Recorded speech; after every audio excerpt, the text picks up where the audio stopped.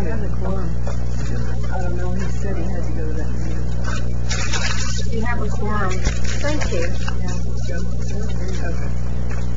Okay. Yeah.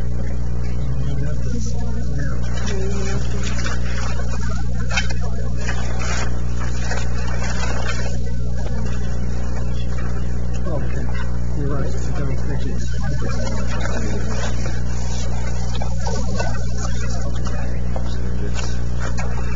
Welcome to this meeting of the Committee on Academic Excellence and Research. We have with us our Vice Chair, Elaine Mendoza, Laurie Rickerson to report back to active duty in Houston. Only if there's electricity. Yeah. Brenda Payovich, our student rep, Trey Lewis, also getting ready to go back to the hinterlands with our sympathies. Also, I'm sure soon we'll have with us Mary Smith, our acting commissioner for academic affairs and research. And who's down there? And David Gardner, our deputy commissioner, and our commissioner, Chris. Welcome, everyone. Since our last regular meeting on June 11th and our joint meeting with the Participation and Success Committee on July 23rd, the staff have been reviewing several preliminary authority requests and requests for new degree programs. So we'll be considering some of those today, and the staff has also had an extraordinarily busy couple of months preparing a large number of reports, including projecting the need for medical and legal education in Texas, joint partnerships between institutions of higher ed, and the feasibility of providing immunizations to certain students in health professional degree programs. We will be discussing and voting on these and other studies today. Okay. Let's see. I guess we maybe need to pause a minute and gather our staff.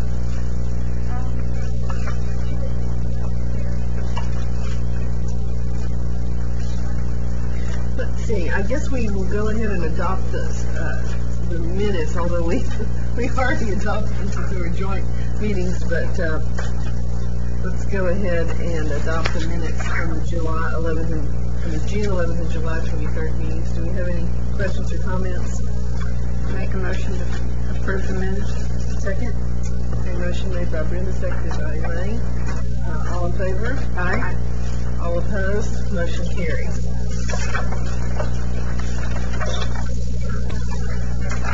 Okay. Agenda item 3 is a report on the Higher Education Policy Institute. I think the commissioner is going to present a report. Yes, I'll be very brief. I'm pleased to report to the board that we now have a director of the Policy Institute in place. It's Dr. Lee Holcomb. He couldn't be here today because of a prior commitment. Dr. Holcomb was recently a faculty member and a researcher at the University of Texas at Dallas. Before that, he had been a high school teacher in El Paso. He has a doctoral degree from Harvard. He's been associated with one of the educational research centers at UT Dallas, so he's very familiar with a lot of the work that we already do. He is already working hard. He joined the staff on September 1st. He's already working hard on our Developmental Education Symposium next month, and he's working on developing some objective criteria for creating more national research universities in Texas. He's working on financial aid issues, including some of the factors to be considered if we take a look at Need plus Merit programs. He's also down the road going to take a look at the impact of tuition deregulation on enrollment patterns, both in universities and in two-year institutions. So he's already got a very full plate of work to do, and he's working very hard, and as I say, he's an expert in these areas and will provide an enormous amount of support. Just to make one biographical note, he was at UT Austin just prior to being at UT Dallas.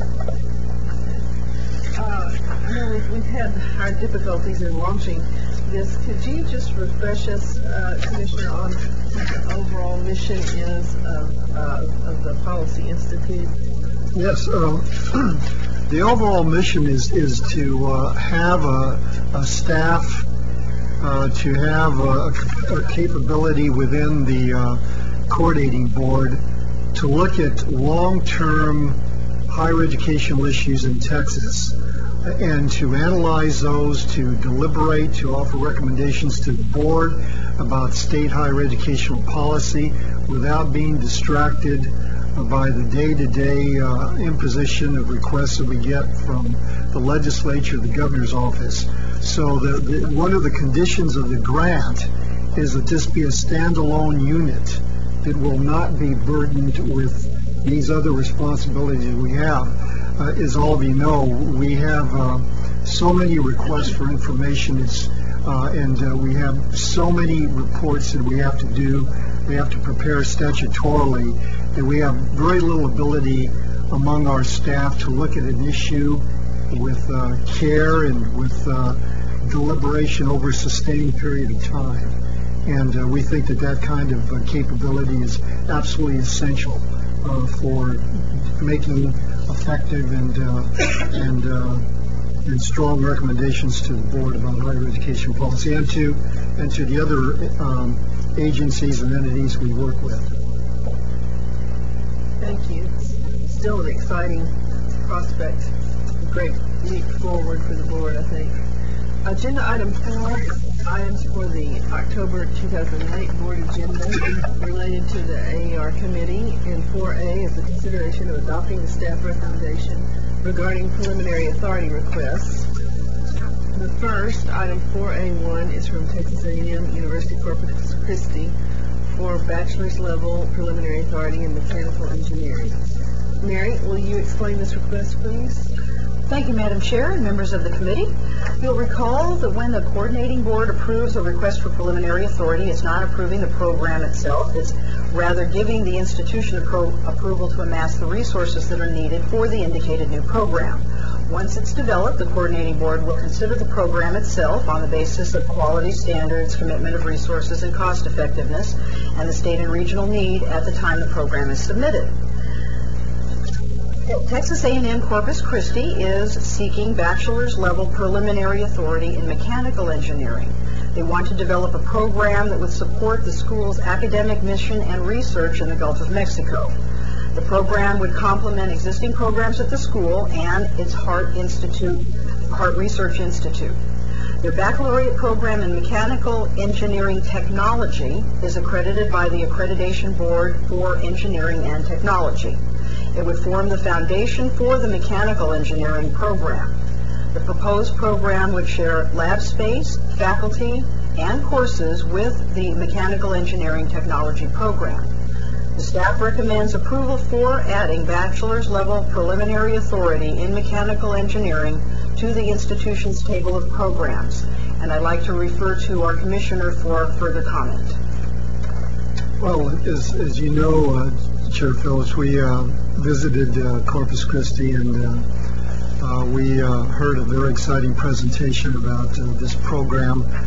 I am particularly excited about the potential of this program because the proposal includes some suggestions and some plans for actually increasing the pipeline in STEM fields so that we will produce more students at our high schools who are capable of doing engineering work in our baccalaureate institutions. And this kind of commitment to expanding the pipeline, even as you begin to offer a program, is virtually unprecedented in higher education planning in Texas. So we're eager to see what Corpus Christi ultimately comes up with. There are some questions that have to be addressed between now and the time that we bring the program for final consideration by the board, but we're very optimistic about what we've seen so far. And I would assume, Commissioner, that pipeline development also includes underrepresented groups. Oh, absolutely. Absolutely. It's hard to imagine doing pipeline activities in South Texas without addressing underrepresented groups. Yeah, you don't want to assume anything. Yeah. And this is, and by the way, our emphasis on expanding the pipeline is a direct result of comments that you've made at board meetings in the past. That's great. Okay, members, you've heard the recommendations. Do I have a motion? So moved. Moved by Elaine Mendoza. Second. Seconded by Brenda Savage. All in favor? Aye. All opposed? Motion carries. The next request, congratulations. Next request is item 4A2 from Texas A&M University Texarkana for authority to enter into a doctoral level Step 2 cooperative program in education administration leadership to be offered in cooperation with Texas A&M University Commerce. I understand that the new president of Texas A&M Commerce is here with us today, Dr. Carlisle Rathburn. Are you here? Welcome. Texarkana. Oh, Texarkana. Okay. Am I on the wrong page? No. You're right. I'm just in the wrong city. Well, welcome. We're so happy to have you. Thanks for coming. Okay, Mary, you can explain this. This type of doctoral program is offered in cooperation between an established doctoral degree granting institution and a cooperating institution. In Step 2, the cooperating institution may begin to offer more of the required courses using its own faculty and resources. The institution wants to provide public school administrators with the opportunity to obtain an EDD in educational administration leadership and help them prepare for leadership roles in public, elementary, and secondary education. The program would be for working professionals. There is a demonstrated need for doctorally prepared school superintendents and administrators. The need is projected to increase as current administrators reach retirement age. Staff recommends adding preliminary authority to Texas A&M Texarkana's table of programs. If approved by the board at its October meeting, Texas A&M Commerce and Texas A&M Texarkana will submit a full degree program proposal jointly. Very interesting. Any comments? Okay, you've heard the recommendations. Do you have a motion? So moved. Moved by Elaine Mendoza. Second. Second by Brenda Savage. All in favor? Aye. Opposed? Motion carries. Thank you. Congratulations. Item 4B is the consideration of adopting the staff recommendation relating to requests for new degree programs. 4B1 is a request from the University of Texas at Arlington for authority to offer a Doctor of Nursing degree with a major in nursing practice. Mary, will you explain this and give us the recommendation? This degree program would prepare master's level nurse practitioners for the highest level in clinical practice in nursing. UT Arlington already has a PhD in nursing science, and that primarily prepares nurses to conduct academic or clinical research. The proposed degree would consist of 45 semester credit hours past the master's. The number of hours is consistent with those programs that are already offering the doctorate in nursing practice. The staff recommends approval and authorization of the program contingent upon the institution offering the degree as a postmaster's program.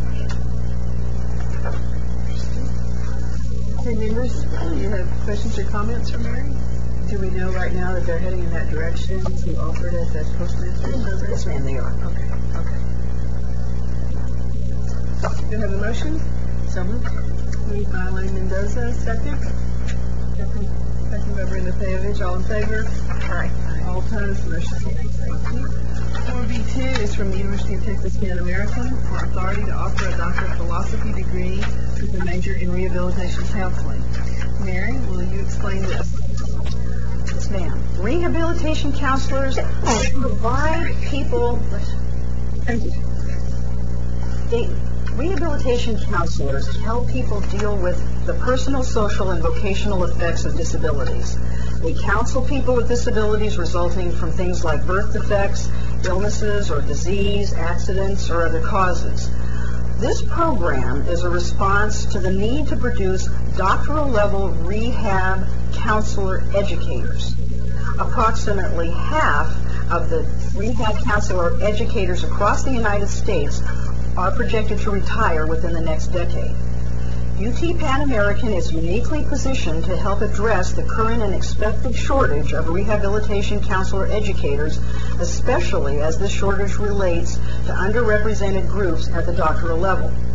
Admission to the proposed program would require students to hold a master's degree in rehab counseling or a closely related counseling field and have a minimum of 2 years of practical experience working with individuals with disabilities. Staff recommends approval and authorization of the program. Thank you, Mary. Any questions or comments? Do I have a motion? So moved. Second. Motion made by Laurie, seconded by Elaine. All in favor? Aye. All opposed? Motion carries. Item 4B3 is from the University of Texas at San Antonio for authority to offer a Doctor of Philosophy degree with a major in interdisciplinary learning and teaching. Mary? This proposed program, it would prepare students to do original research and scholarship in education, and it would prepare them for academic careers in higher education, K-12 education, and in government. The proposed degree would complement the 14 masters and 2 doctorates in education that UTSA currently has on its program inventory. UTSA is a Hispanic-serving institution, and staff does anticipate that the program would contribute to the number of Hispanic individuals earning doctoral degrees in Texas. The staff recommends approval and authorization of this program. Thanks, Mary. Comments? Do I have a recommendation? Move to approve. Moved by Elaine. Do I have a second? Seconded by Laurie Dricker. All in favor? Aye. All opposed? Motion carries. 4B4 is from the University of Houston for authority to offer a Bachelor of Science degree with a major in biotechnology. Mary? This is a bachelor's program, and it would offer undergraduate students an interdisciplinary science and laboratory technology education. The University of Houston used a $1 million Texas Workforce Committee grant to purchase equipment for the proposed program. This particular program would emphasize courses in biology, chemistry, math, and technology for work in the pharmaceutical and growing biotech industries. This is a new and interdisciplinary field. It should be of interest to local students. The program would offer workshops and programs that are designed to develop interest among underrepresented groups in elementary and secondary schools. The staff recommends approval and authorization of the degree program.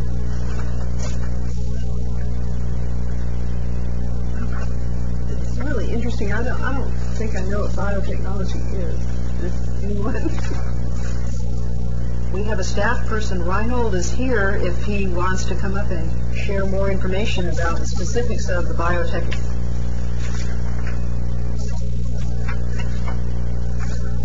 Good afternoon. Good afternoon. Those are people who work in laboratories creating pharmaceutical compounds, and so that's one example. And so a lot of different fields come together.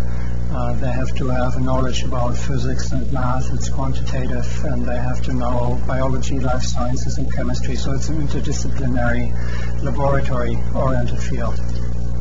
Very interesting. Thank you. I just note, what you just heard is a description of what biotech means in the case of this particular program, because it's broader than that. Okay. Well, so there are people who do gene typing. At one time, people thought about even including the creation of artificial devices, which that's become more biomedical engineering. But their focus on the pharmaceutical area, just as was stated. Sorry. Okay. Do I have a motion? So moved. Second. Moved by Laurie, seconded by Elaine. All in favor? Aye. All opposed? Motion carries. Item 4C is consideration of adopting the staff's recommendation relating to a request from the University of Texas Health Science Center in Houston to offer existing doctoral programs at multiple regional campuses. Mary, will you summarize these and give us your recommendation? The University of Texas Health Science Center at Houston currently offers, among its other degrees, a Doctor of Public Health, a PhD in Epidemiology, a Doctor of Public Health in Occupational and Environmental Health, and a Doctor of Public Health in Community Health Practice, and a Doctor of Public Health in Health Prevention and Health Education.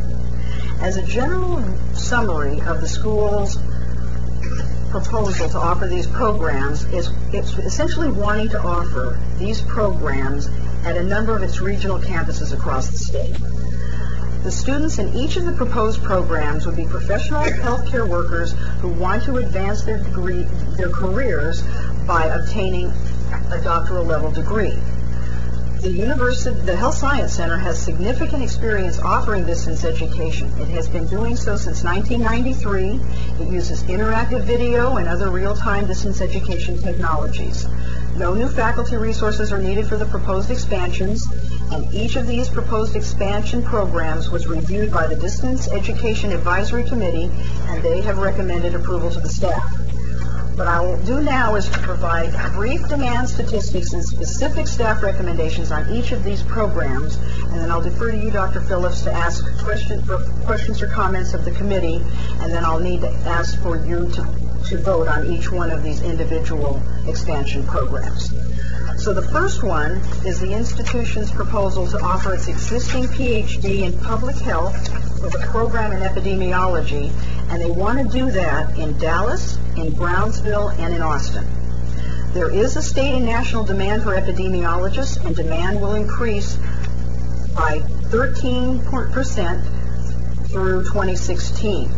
Staff recommends approval for the Health Science Center to offer its existing PhD with a major in public health and a program in epidemiology at the off-campus sites mentioned. That'll be Dallas, Brownsville, and Austin.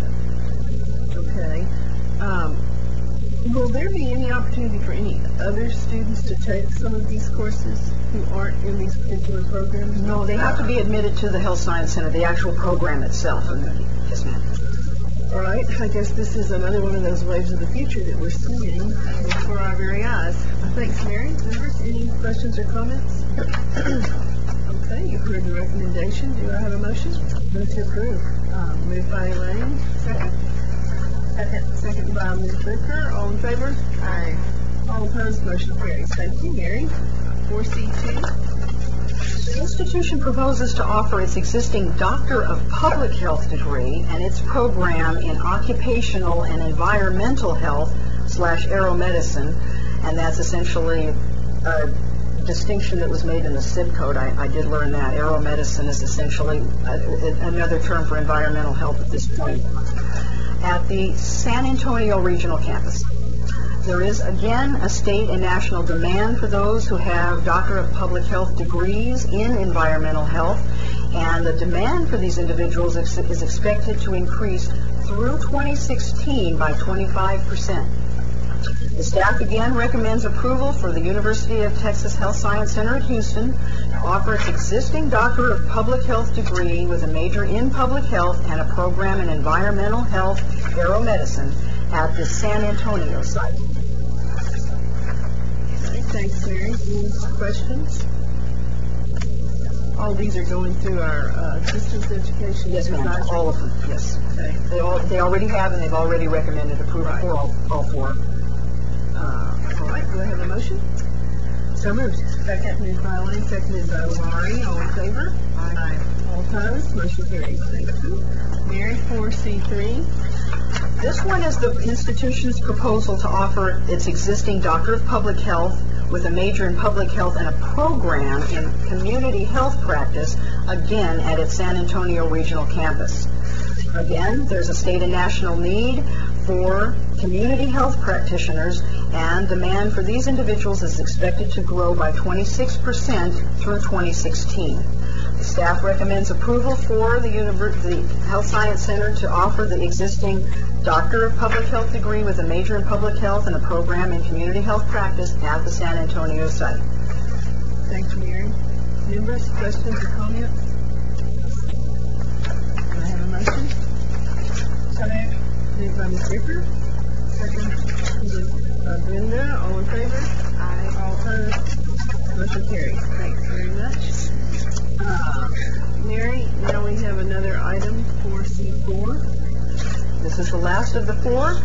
The institution proposes again to offer its existing Doctor of Public Health, this time with a major in public health and a program in health promotion, health education at its regional campuses in Austin, El Paso, and Brownsville. Again, like the other three, there is a state and national demand for health educators, and again, demand will increase through 2016. The staff recommends approval for the institution to offer the existing Doctor of Public Health degree with a major in public health and a program in health promotion, health education at its off-campus sites in Austin, El Paso, and Brownsville. Thanks, Mary. Members, questions or comments? Do I have a motion? Move to approve. Moved by Elaine, seconded by Brenda. All in favor, say aye. Aye. All opposed? Motion carries. These last four are a very good example of how you can extend access to quality doctoral programs without creating new programs, and also enable faculty and other institutions to engage in the type of research that they like. In fact, to some extent, the program at Texarkana, while different, it offers that same opportunity. So I think it's what you've just done is an important statement of how one can deliver education in different ways, but still maintain high quality. Well, and also meet the demands of the local regional economies, et cetera. Our regional campuses, just by now at this point, just a SOP for everyone, or are we still an emerging trend of regional campuses? I'm not sure what your question is. Well, look, do most universities have regional campuses across the state? Or? Oh, you mean in terms of, are they offering courses at other locations? Yeah, I wouldn't refer to them as regional campuses. Well, that's but we do have, we have online, it's interesting, at one time we used to talk about access to institutions by the main campus, but we have a whole range of things, whether they're multi-institution teaching centers, whether they're centers, whether local sites, whether they're offering programs in local schools, whether public high schools or elementary schools. We probably have some offered in ag stations at different places. I wouldn't be surprised if we have a fire station or two where courses are being offered. But what are we calling those if we aren't calling them regional campuses? We are calling them regional campuses. Well, here, no, but we've got... All of these are regional campuses. Yeah, of that. Of this particular institution.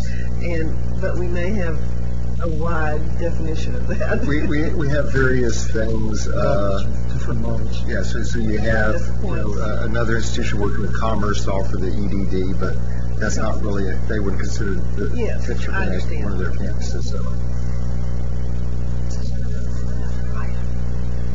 Okay. Yeah, well, I just think this is so exciting. All this increased access is going to help us. That'll be for a future item. Oh, gotcha. All right, item 4D is consideration of adopting the staff recommendation regarding the report on projecting the need for medical education in Texas. You all have received this report. It's very interesting. Dr. Stacy Silverman, our Director of Academic Research and Grant Programs, will provide us with one of her very good presentations. I should note that she's recently become that title permanently, or at least as long as she stays here. Great. Congratulations. Thank you. That's terrific. Good afternoon, Madam Chair Phillips and members. As you may recall, in 2002, the board adopted 4 reports that projected the need for professional education in Texas. This report is an update to the 2002 projecting the need for medical education in Texas. Texas has 1 independent and 8 public medical schools. This map shows each of their locations with the red symbol. Also shown are the locations of other health-related institutions and regional academic health centers. These include such entities as the University of Texas MD Anderson Cancer Center and the University of Texas Health Center at Tyler. Several medical school expansion efforts were begun following the 2002 report. 3 notable efforts are the newly established Texas Tech University Health Sciences Center, El Paso Paul L. Foster School of Medicine, which will have its inaugural class in fall 2009. Texas A&M University System Health Science Center expansion efforts to add the third and fourth years of medical school to the College Station campus and the first and second years of medical school to the Temple location, and most recently clinical rotations through their location in Round Rock. The Lower Rio Grande Valley Regional Academic Health Center, which plans to open new residency programs in pediatrics, obstetrics, gynecology in the coming years, and already has 50 medical students spending a large portion of their clinical years in Harlingen.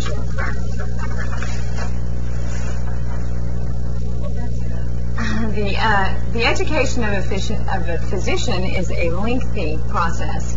It takes a minimum of 11 years of education and training following graduation from high school to become a primary care physician. It takes 16 years to become a hand surgeon. Entrance into medical school is competitive. However, once enrolled, 97% of medical students graduate. This chart shows that interest in medicine, as indicated by a number of unduplicated applicants, exceeds the positions available in Texas medical schools. That's no surprise, since becoming a physician continues to be an attractive career choice. This also shows that the number of admission offers exceeds the number of students who enter medical school.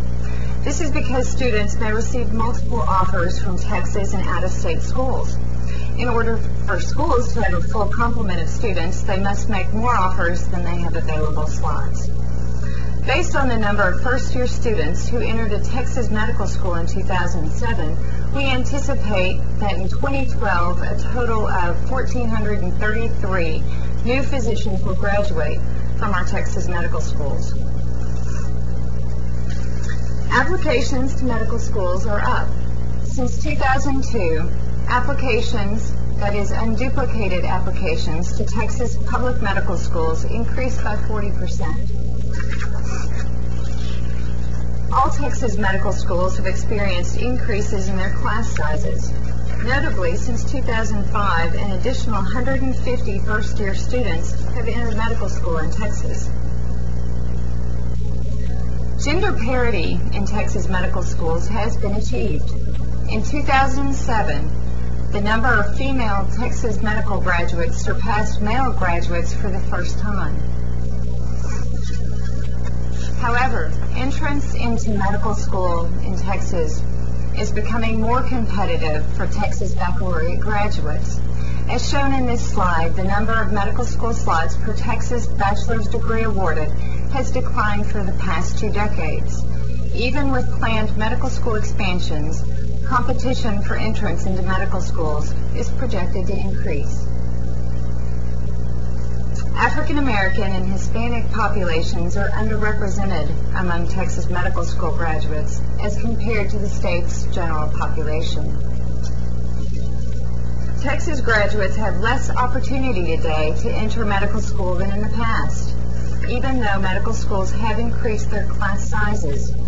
The increases are just not keeping pace with the increases in the number of bachelor's degrees awarded.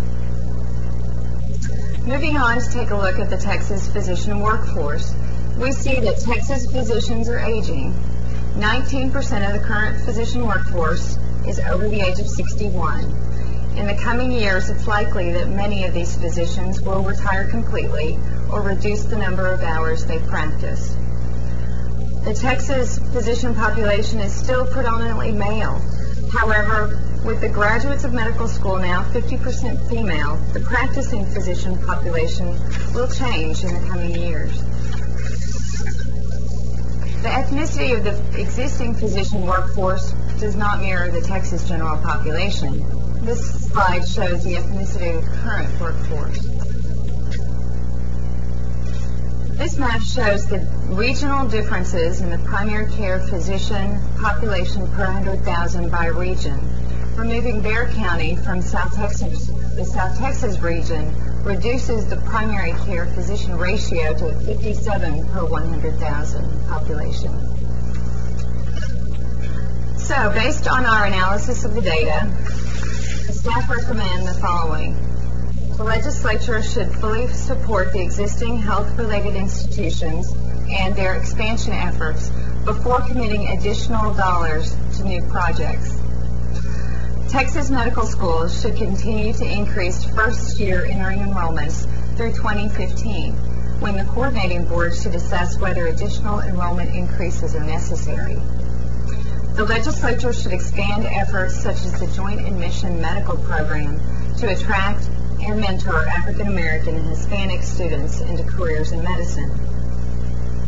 Optimally, the state should encourage growth of more first-year residency positions with a goal of 10% more first-year entry-level residency positions than graduating medical students. If the legislature is able to fully support existing commitments in the state and decides to establish an additional medical school, the South Texas region remains a feasible location. Because the state is attractive to physicians educated and trained elsewhere, Texas should initiate a campaign to attract more of the best physicians educated and trained in other states. And finally, initiatives should be developed to encourage more female physicians to consider practice in border and non-metropolitan counties. That concludes my report, and I'll address any questions you may have. Help me understand how, if an area in the state of Texas wanted to have a brand new standalone medical, whether it's health science or a medical school, that's affiliated with an A&M or UT or U of H or whatever, what's the procedure to have that approved? Well, medical schools, if they grant the MD degree, are accredited by the Liaison Committee on Medical Education, the LCME. And that process is a fairly lengthy and rigorous process.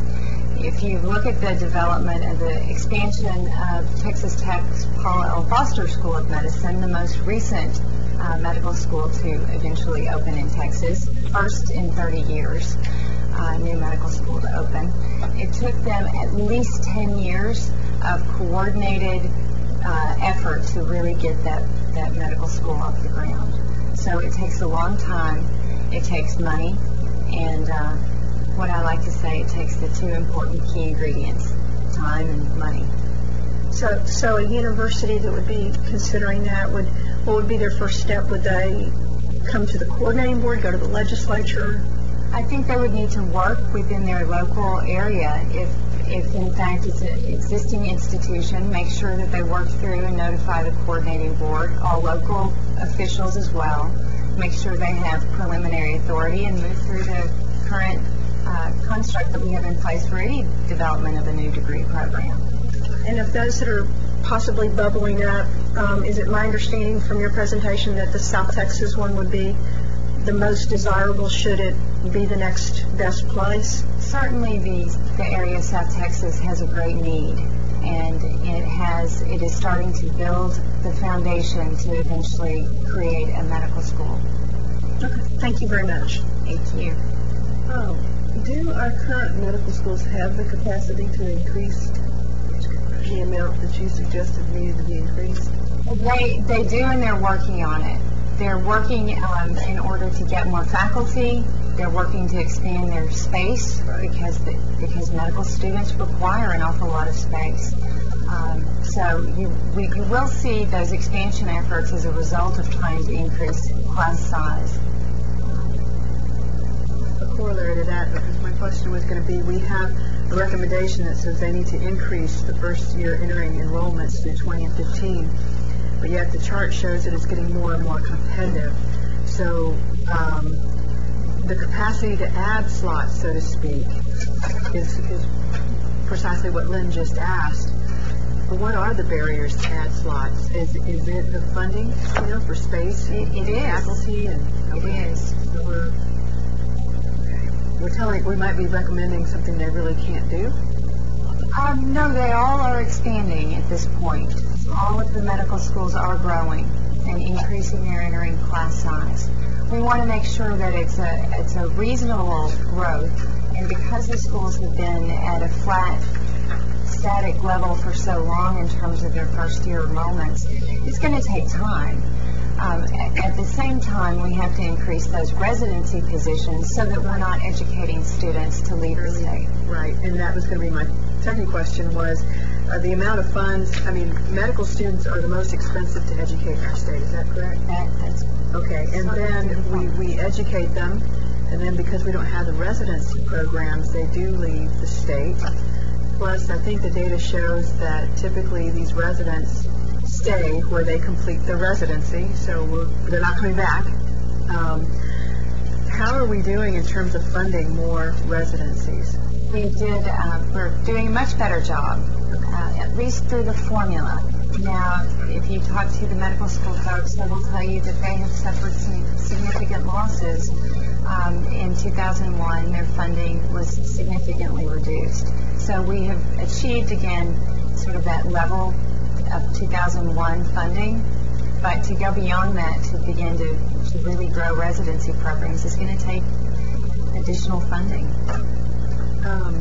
I know one of our last recommendations about encouraging female physicians to practice in border and non-metropolitan areas, some of the incentives, I think, they're probably in place that have physicians practicing in disadvantaged areas or practicing for fairly qualified health centers. There's some loan forgiveness.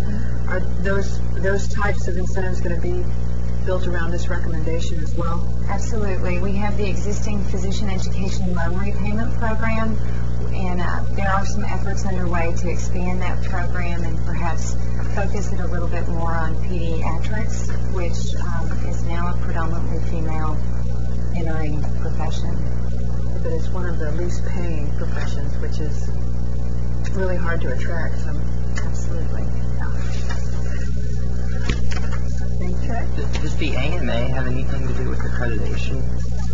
The AMA is actually not in the accreditation field, but it does help support the LCNE in their efforts. It certainly works collaboratively with the LCNE. Okay.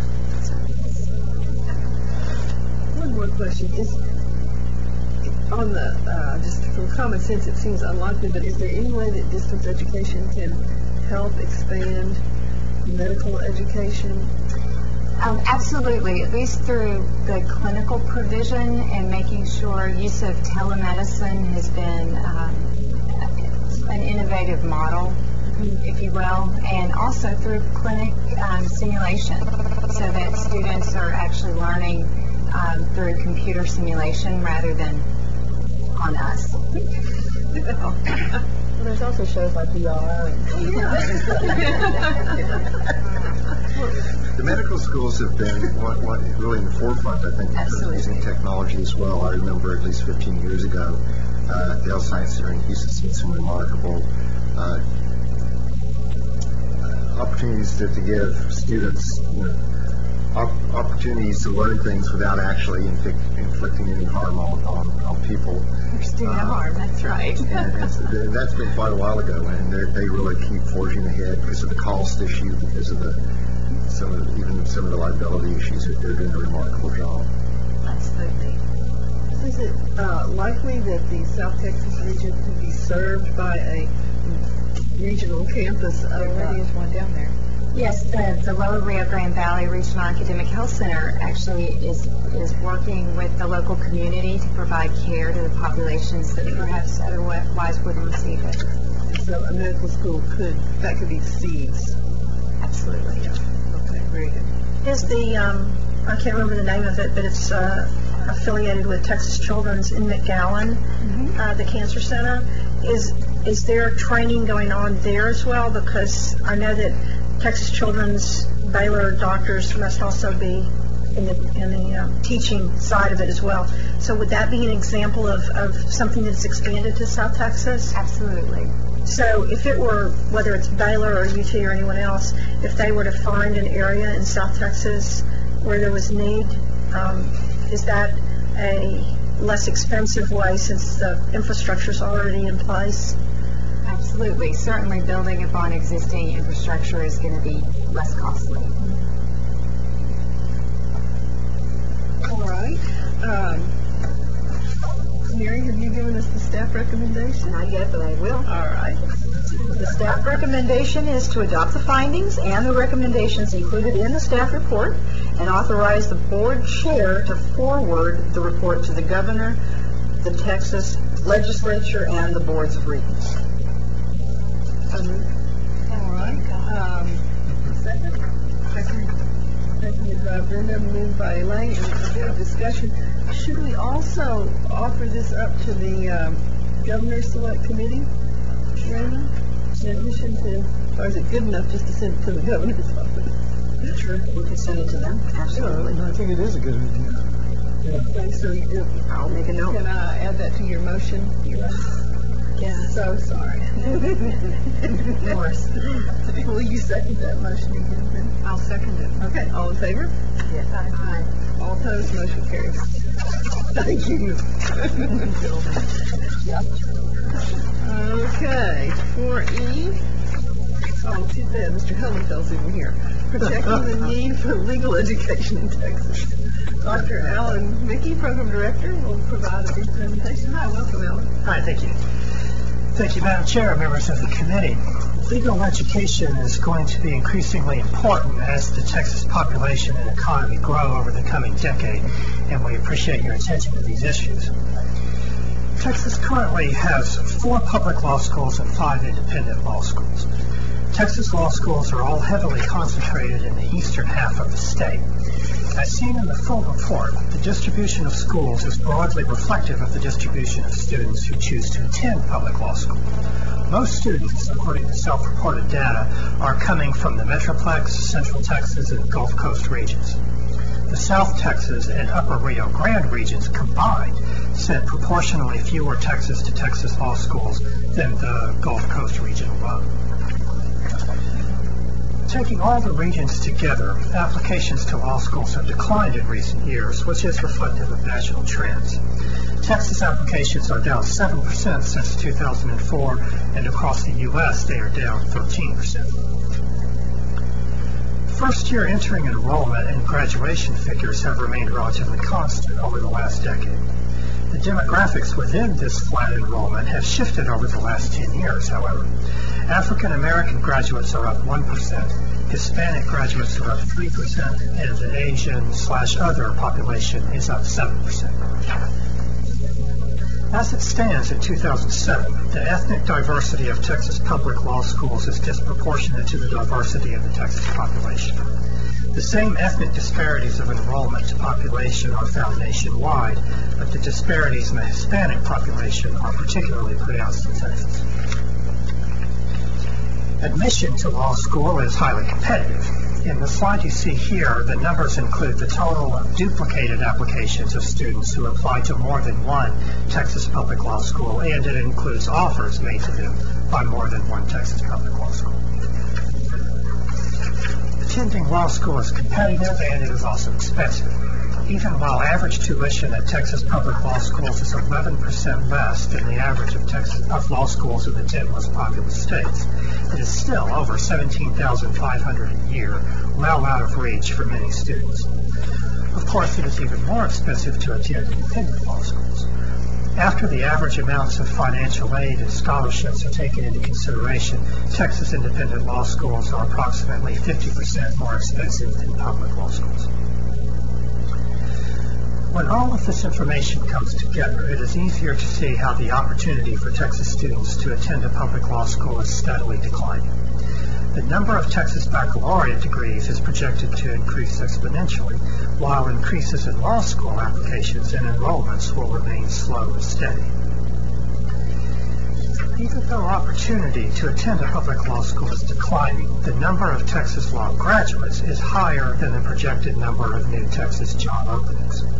Add to this the number of graduates from other states who take the Texas bar exam, and there are almost twice as many applicants as there are jobs. Across the country, law graduates tend to gravitate toward the urban areas with the greatest economic and political activity. This is true in Texas, where in 2006, almost 96% of lawyers practiced in a metropolitan county. Only 5 counties were home to 76% of all practicing Texas lawyers. So, based on our analysis, Here are our final recommendations. As the Texas population increases, the state should assist existing public law schools in expanding their class sizes. This will increase opportunity for Texas students and bring Texas closer to national averages for the proportion of lawyers to population. Increasing enrollments from underrepresented groups should be the top priority. No new law school is necessary at this time. Texas is producing or importing enough lawyers to meet current employment demands. If a new law school is to be created, we recommend that the site be selected with careful attention to the following criteria. A new school would be best justified if it could demonstrate increasing opportunities for underrepresented students, a willingness to offer evening and part-time programs, which will increase the likelihood that graduates will remain in the area of practice. It is meeting student regional demand and meeting projected regional demands for new lawyers. Thank you for your attention to this important issue for legal education in Texas, and I'd be happy to answer your questions. Karen, you want to give us the staff recommendation? Yes, ma'am. The staff recommendation, again, is to adopt the findings and recommendations included in the staff report and authorize the board chair to forward the report to the governor, the Texas legislature, and the boards of regents. I want to know what Trey thinks. It's not very exciting news. So this is so much more difficult to think about. There's always a shortage of really good people in any field, Trey. Oh, I appreciate that, Mr. Commissioner. Yeah, that's more encouraging. There's so many law graduates going to jobs that can't be identified as law jobs, so True. it's a lot harder to look at than is medical education. And I think one of the issues with legal education is that going into it, you only hear about the top-paying jobs, and there's sort of a perception difference between not every law school graduates making $160,000 his first year. Most don't. The vast majority don't. But that's what you hear about, or the people who get jobs at Baker Botts and Fulbright. We've recently seen some figures for the bimodal distribution. One group at about 48,000, the other group at about 110,000. Right. Did you get to choose? Yeah, and I'm not even sure this is the right question. Whether we need more law schools. I mean, I think, of course, if Mr. Hildenfels were here, he would point out the question is really, do we need more lawyers? And we all know what he thinks the answer to that is. But the fact is, we do need more lawyers. We just need them in certain places. You know, we need incentive programs for lawyers to be in certain areas of the state practicing the kind of law that people who live in those areas of the state need. And we don't have programs like that, not many of them anyway. I learned recently from someone interested in this matter that 30% of the lawyers in Great Britain are subsidized by the state to practice the kind of law that people need. So I'm not suggesting that, but it is an interesting. It's not really a question so much of where the law schools are, it's where the lawyers are. And if we could get more existing law schools to, we could leverage a school's desire to have a law school into doing those things up there. And I don't guess we care where they are as long as they can provide access and funding necessary to have access. So, Is there? I can ask one more question. Is there an optimum level of lawyers? One more, just one more. I see like the distribution. The situation, the optimum number of lawyers is 0, but there is no standard for a national appropriate level of lawyers. Across the whole, Texas is slightly below the national average of 378 lawyers per 100,000 of the population. We're at something like, I don't have the number handy here, but we're about 50 lawyers per 100,000 less than that. So we are below the national average, but not dramatically so. Is there a program like the JAM program for lawyers? No, but there could be, and there should be. Something like that would be a very good way, I think, to increase participation of underrepresented groups in the law school.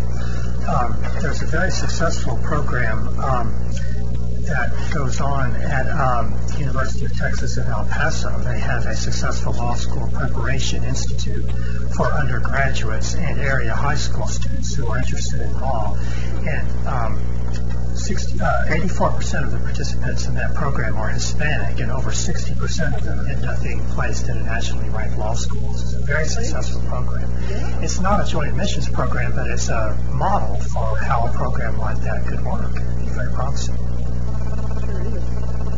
When we talk about not necessarily a need for more law schools, but we want to keep the lawyers, perhaps we want to keep some of the lawyers in Texas, is the opportunity to go to law school less desirable for a lot of graduates of our colleges and universities, and making them want to go out of state, therefore they don't come back? And are the law schools, the existing law schools, of the mindset that they need to be top ranked so that we aren't losing, from our economy to another state? Does that make sense? And in other words, how many top ranked law schools do we have in Texas? Of the 9, how many are considered nationally ranked? It depends on what you mean. There's several in the top 50. If you're talking the top 20, there's one. So if there's only one, then it makes sense, like our other undergraduate and graduate programs, that we would want more top-ranked law schools, not necessarily more law schools. But is there a movement for these law schools, the second, third, and fourth of those law schools to become top-ranked? There may well be. We don't have any data about how many students from Texas are leaving the state to go to law school elsewhere. That will always be the case. There are some excellent law schools in this country, as you all know, that well-qualified students from any state would be thrilled to go to. And that's always going to be true. One way that question is perhaps addressed is the delicate question of the number of students who are admitted in state versus the national reputation. For example, there's a cap that's placed on Texas public law schools on the number of out-of-state students that they can accept. Currently, the cap is set at 10% maximum out-of-state students at Texas Southern University, and that cap is set at 35% at the University of Texas at Austin, University of Houston, and at Texas Tech. So that could be one measure, a statistical measure of trying to address that question. Do we accept more students in state, or are we putting our emphasis on increasing our national reputation, which is always going to involve accepting more students from out of state, which I suppose could be seen as taking a seat away from a Texas student, but it doesn't necessarily play out that way. Yeah, I was just thinking, I wonder if they're thinking in the same mindset that we are when we talk about creating more top-tier universities, if we had more top-tier law schools, like we do med schools. I mean, I would think that anywhere in this country that the medical centers in Texas are thought of as, very top-ranked, highly regarded. But I wonder if there's a movement or if there's a philosophy where we could set goals to have more than one top 20 law school.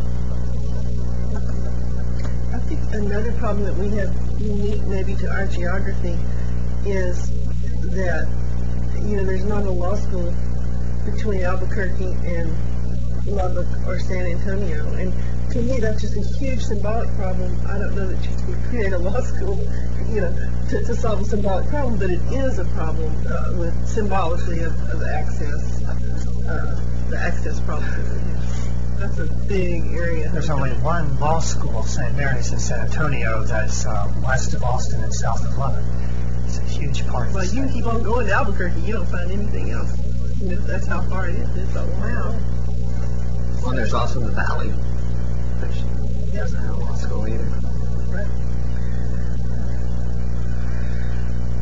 So, do I have a motion? Thank you. Second. Moved by Elaine, seconded by Laurie. All in favor? All opposed? Motion carries. Mary, would you add on to that to the... Yes, ma'am.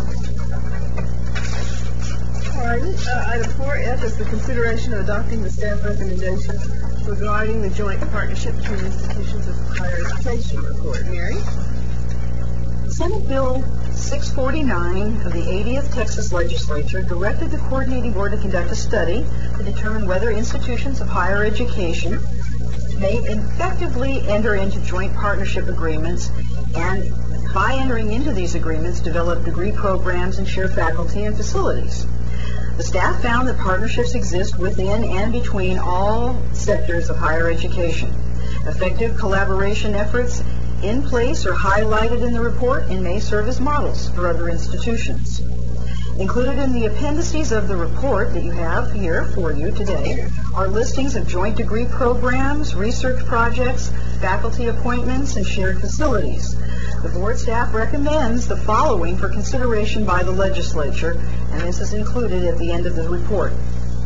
The first recommendation is to develop a methodology and implement a reporting system that would allow institutions to share formula funding that's generated by student enrollment in joint and cooperative degree programs.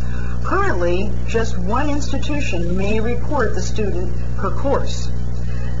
A second recommendation that we include in the report is to explore the incentives for institutions to engage in joint and collaborative degree programs and to allow each institution to proportionally count degrees that are awarded. And then finally, direct institutions to report all forms of partnerships through existing reporting structures, including the addition of partnership category, a particular partnership category to the Coordinating Board's accountability system. This concludes my overview. The staff recommendation is to adopt the staff report and to authorize the board chair to forward it to the state legislature. Dr. Stacy Silverman is available to answer questions about this report. Members, questions or comments? Did I get time, Madam Chair, to make it legal? You're fine. You can make everything legal that you do. Okay, I'm sorry. I had another meeting I had to go to. Okay. Welcome, Joe. Sorry, I was late. I'll even let you second a motion or make one. Unlike mine. I've already taken care of Lori with my motions. Elaine set me straight on that. Sorry, I did not mean to do that.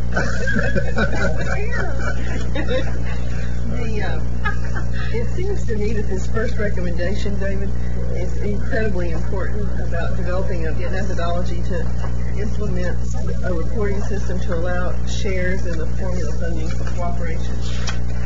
To me, this is one of the most user-friendly things we can do to further the future of education in Texas. And I would just commend whoever among us is working on that to get it down to the nth degree, because I believe that's the pathway we have to go on to close the gap. Along those lines, did we actually model this to see what would happen? The recommendation to share formula funding generated by student enrollment in joint and cooperative degree programs. I mean, they didn't make it. Yeah, I think that's something that we have to work with institutions to develop how to do that. We've had that experience with other programs, specifically online.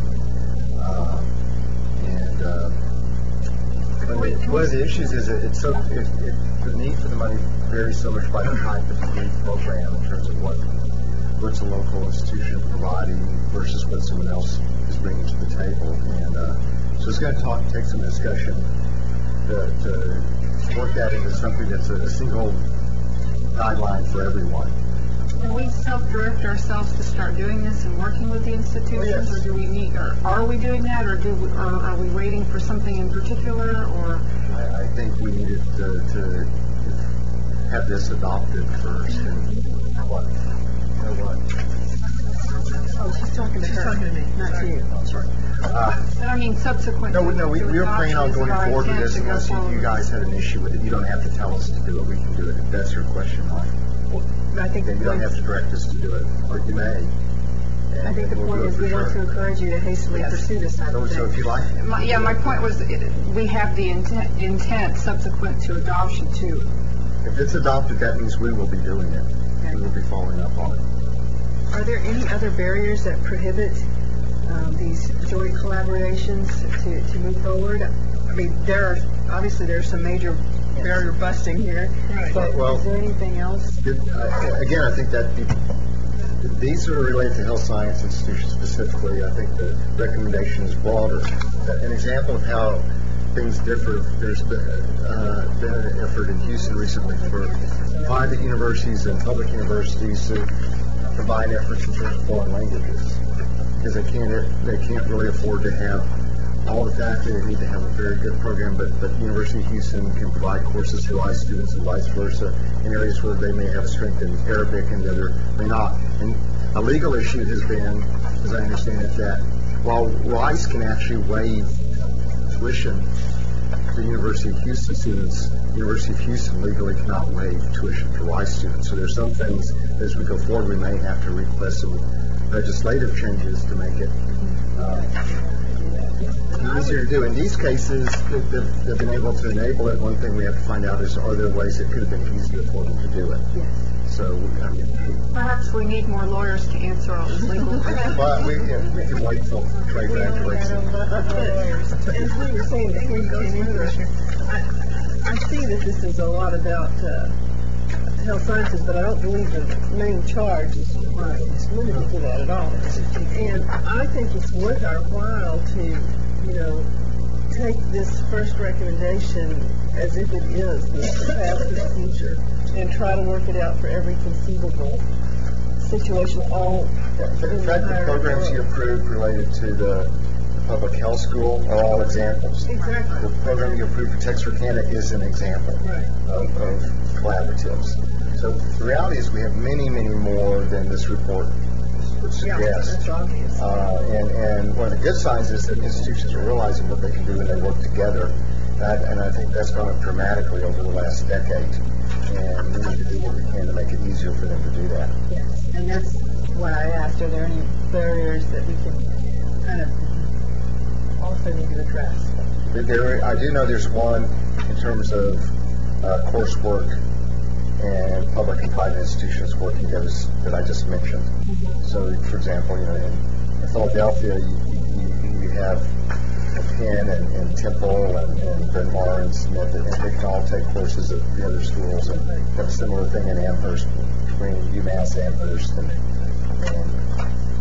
the schools there. We need to enable that more, and that's going to take some legislative change. But our goal should be I really think this is a high priority, and we should make our system user-friendly, because if we do, we're going to attract the kind of people that we want to attract and closing the gaps.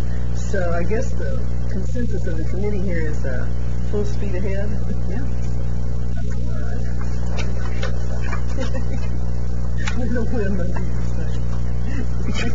Or wings, or what can I say? I don't know. Popular song. All right. Let's see, I got so excited I forgot where I was. Do we have a motion yet? I'll make the motion. Brenda makes the motion. I second it, or unless I yield to Joe, my colleague Joe. Mr. Newton? I'll make the motion. Come on, Joe. Okay, Mr. Newton seconds. All in favor? Aye. All opposed? Motion carries. Thank you very much.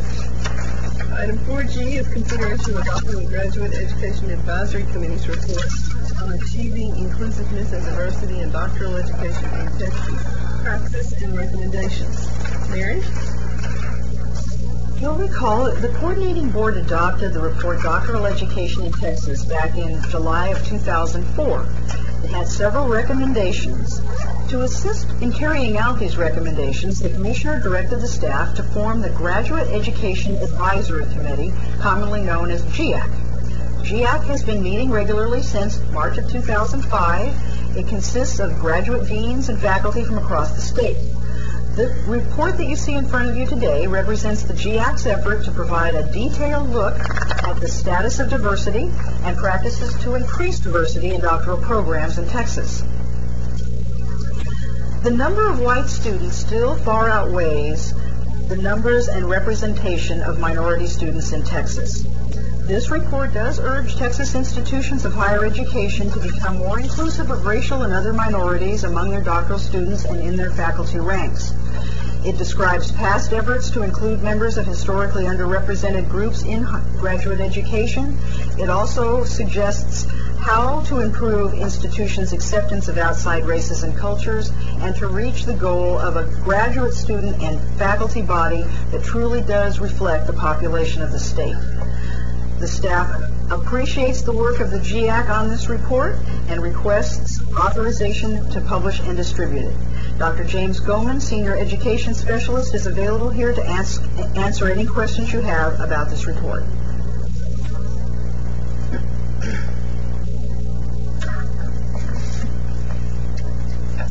Welcome, James. Thank you. Good afternoon. Good afternoon. Members, questions or comments? Well, I think this is obviously a long-term problem. There really are no short-term fixes, and it starts from the very beginning of the pipeline to get kids thinking about this area. So anyway, we have a lot of work to do. I assume we have this posted on our website. But we will. So right now we approve it. Yeah. What do you think? Are there other people that should go to besides the ones we've mentioned? I think graduate deans and the provosts of institutions are a primary audience, but if we want to consider the larger picture, we may also want the boards of regents to think about these items as well. I'm wondering if we can have a version that goes to our perhaps Go centers that talk about opportunities and pursuing the education through doctoral level, because I know we're struggling getting kids to think about, 4-year baccalaureate degrees. Maybe this is all too soon.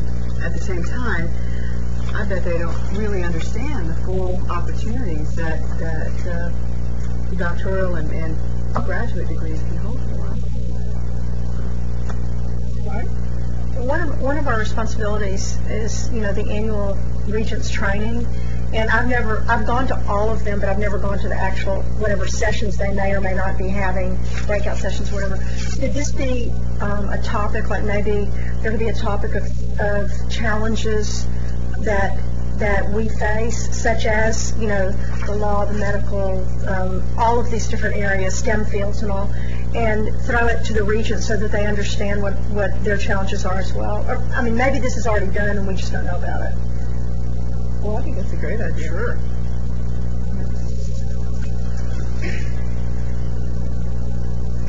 And I also think your comments, Elaine, is great. I think it's important.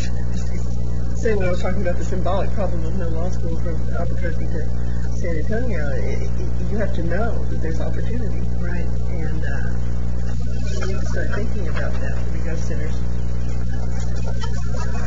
Thinking further as time goes along, right? Or any type of, P16 initiative, if you will, needs to be pushed down the pipeline. And, Judy, for our marketing efforts too, these are pieces, so I'm sure you know. Thank you, James. If you don't mind, I'll go ahead and reread the recommendation. I wanted to be sure it's very clear. Staff recommends approval of the report and requests authorization to publish and distribute it. So moved. Moved by Elaine. Seconded by Brenda. All in favor? Aye. All opposed? Motion carries. Sister Hitler's losing it. Thank you. Item 4H is a report on the status of the study on improving the curricula of professional nursing education. And agenda item 4I is a report on the status of study on improving the curricula of licensed vocational nursing programs. Both of these reports will be considered at our October 23rd board meeting. And Chris Ballard, Donna Carlin, both program directors, will provide status reports status updates on these reports. Well, I need to take that Lexol thing. These are... They don't have me matched up right here. Hi, Chris. You have a dog? I'm still wearing that ring. She's gone on, Chris. Okay. Good afternoon. Welcome. Staff is currently finalizing two reports that are legislative reports. One is on LVN education and the other on RN education. Senate Bill 139 from the last legislative session required the board in consultation with the Texas Board of Nursing to conduct a study on improving the curricula of the state's LVN and RN programs. Currently there are 91 LVN programs and 94 RN programs in the state. The legislature asked specifically that the study focus on methods to improve instruction on providing safe and high-quality nursing care to patients. And the report is due to the legislature at the end of December. In recommending curriculum to improve nursing education, the staff is considering factors that affect both the quality and quantity of nurses produced, such as the clinical faculty-to-student ratio, the most effective use of faculty, and other areas along those lines. The board will consider a report in October that offers a new curriculum framework for nursing education. Nursing curriculum framework, it's basically the outline of core areas of nursing curricula that are sort of the building blocks to higher quality health care, student success in individual programs, and increased enrollments in the state's nursing programs. The framework would include proposed adoption of interdisciplinary core competencies that have been previously identified in a series report from the Institute of Medicine. Those core competencies have really been universally adopted in a lot of healthcare disciplines, but as from a survey that we found, nursing education programs have not done it to the degree that they need to. And all of these core competencies will continue to focus on patient safety issues. Another component of the framework are some structural elements from other states' efforts to develop new curriculum models and best practices from our own state's nursing programs. An example of a structural element would be partnerships. We do a lot of partnerships now among nursing programs in specific regions of the state, and we also emphasize that between nursing programs and hospitals. That's an example of a structural element. Staff is considering proposing later phases of the curriculum development, which will provide a lot more detail about how this could be applied in the classroom. The state could expand the framework into one or more new curriculum models that would have standard prerequisite courses, individual course descriptions, and a recommended sequence of courses that could be used by all nursing programs in the state.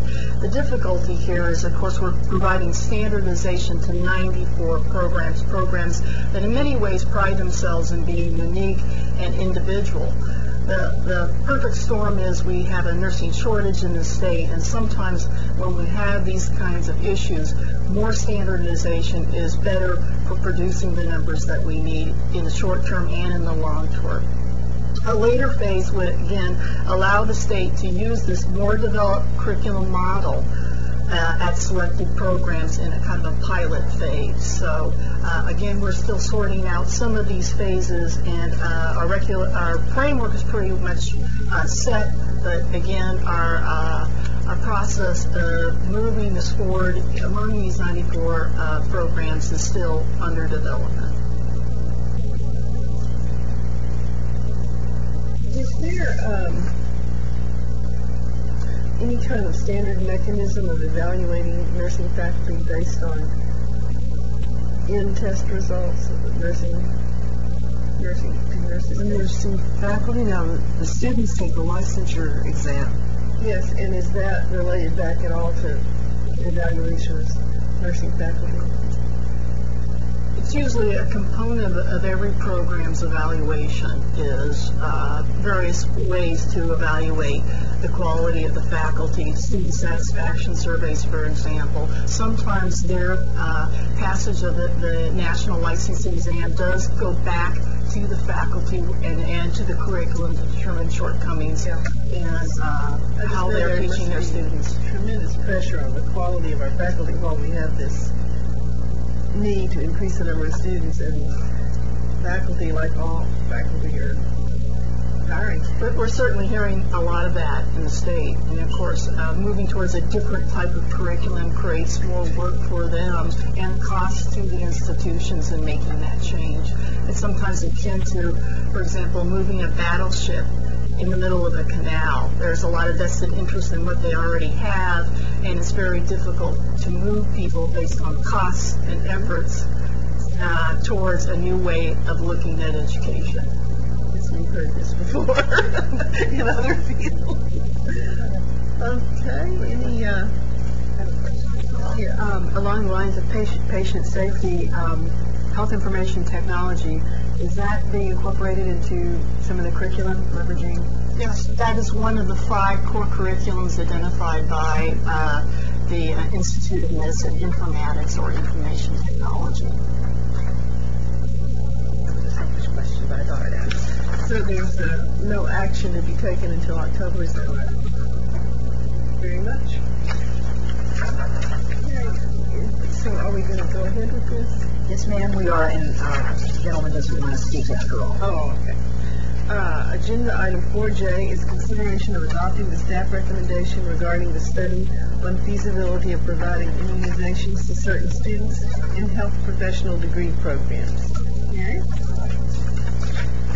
To provide patient care during clinical courses, rules from the Department of State Health Services require that students' vaccinations be up to date.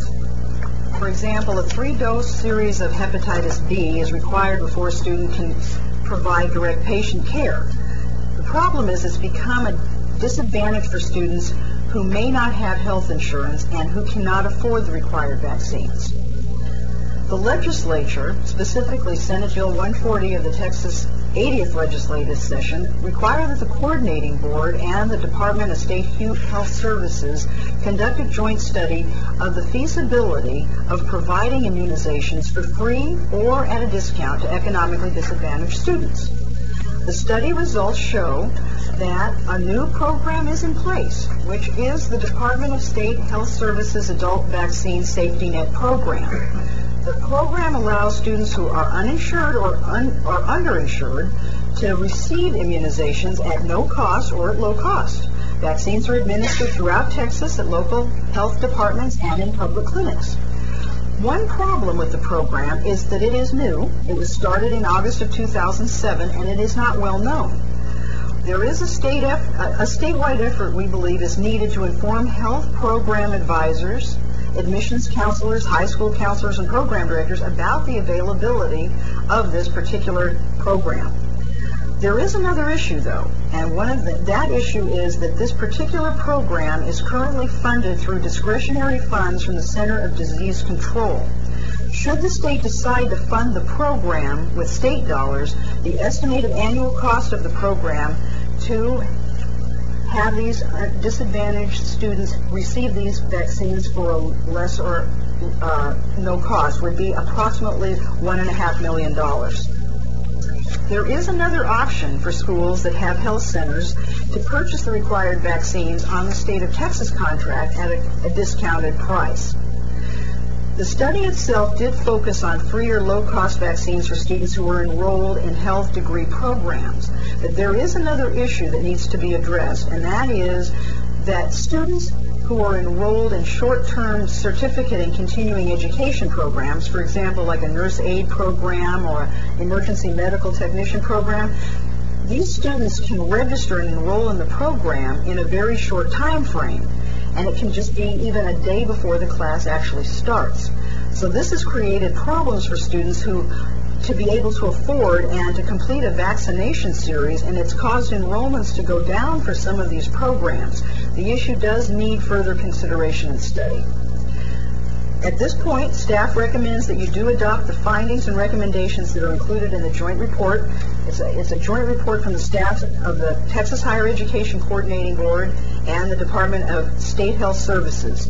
Donna Carlin, Program Director, is here again and available to answer any questions that you may have about this particular report.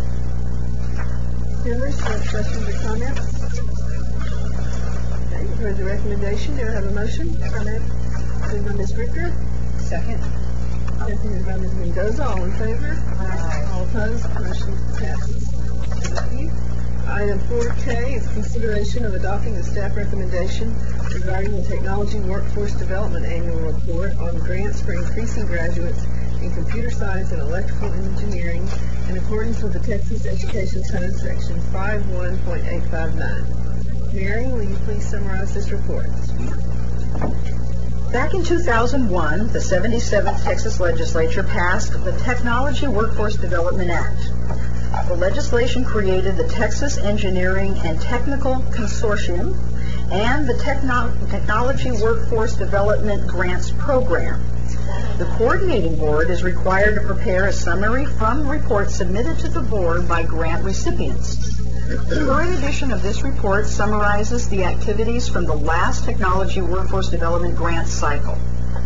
It also contains summaries of strategies to sustain outreach, recruitment, and retention programs, to advance articulation and transfer agreements among colleges, and to recruit and retain women in engineering and computer science. The staff recommends that you adopt the findings and recommendations included in the report, and that you authorize the staff to go forward with the report to the legislature and the governor. Dr. Reinhold Cornelius, Program Director, is available to answer any questions you may have about this report. Okay, thank you, Mary. Members, questions or comments?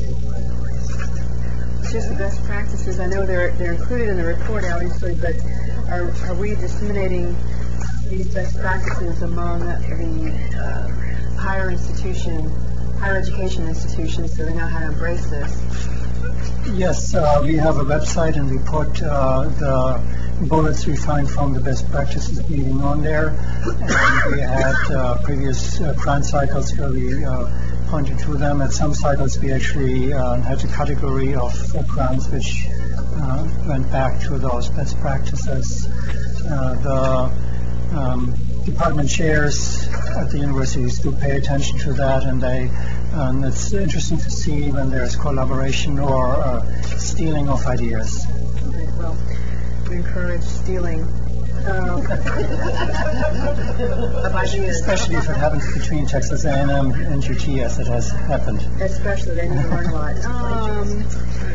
How about public ed? Does our K-12 system have we proactively outreach to K-12 to share with them some of these best practices? Maybe they could pull pieces out for public ed use. The best practices are practices which are geared towards the four-year institution to work with community colleges and secondary schools. And those are practices like summer camps or peer mentors, students going back to their high schools, student-to-student mentors. I'm just asking if public ed knows about them as well. And to the extent as they work with the departments. I know there are several engineering programs which have active collaboration with high schools. Then they would know about it. I'm anxious to get to high schools that aren't engaged and know that there are some good models out there that they could reach out maybe to higher ed then. This is an area where I think we need to make sure that this part of the agency works closely with Judith's area, because I think that we have some activities in terms of the regions, in terms of what we're doing with the STEM academies and that type of thing, where this information could be linked with them and make sure that we're getting it out to a larger extent than we probably are now. The initiative is driven from the four-year institutions to the high school. So there are one of the best practices giving better information to counselors, because they are often misinformed about what engineering entails. And so some institutions found it to be the best thing to go to the counselors rather than to the teachers. Part of what I'm saying, we've got a number of things that are coming together now. We've got the activities in the PETA 16 area. We have our college access grants, which we're going to be working directly with counselors. I think there are a number of things that we can get a little bit more synergy out of what we're doing in Monroe now. So I think we just need to make sure we sit down and make sure the divisions see where some of the things fit together. And as we heard earlier in testimony on our whole uniform grade point average discussion, kids are starting to make decisions in 6th, 7th, and 8th grade, and they need to know about opportunities in engineering probably in the 4th and 5th at least, in order to get ready for what could prepare them best. And so anytime that we can move further down the pipeline with these things, we need to do that. It gets harder for the institution, I think, but there are some schools who go to elementary schools. We just need to, when you go to career day at an elementary school, you ask, what does an engineer do? And all you hear is drive trains. We as an industry have an issue of communicating all the exciting things that you can do. And there are lots of misconceptions. Absolutely. Susan Barnes, I don't believe is here right now, but Susan Barnes, I think, would know, for example, that I think there'd be opportunities to work with curriculum directors and science directors in school districts in terms of sharing some of this directly with them. And so that individual institutions didn't have to do it to make a concerted group state effort on some of this. Seems like we have a great opportunity with that Channel 1 thing. When we were down in Corpus, we saw that great presentation on some fun things engineers do that could be presented to first graders. I mean, it was really cool. And I wish they'd stick a lot of that stuff just up on that Channel 1. We need to bring Mr. Wizard back. Yeah, Mr. Wizard. Where is he when we need him? Yeah, I think almost every school has at least one chemistry professor who, if not Mr. Wizard, is very close to it in terms of teaching the intro to chemistry. I think we're very fortunate in that regard, and we can maybe capitalize on them.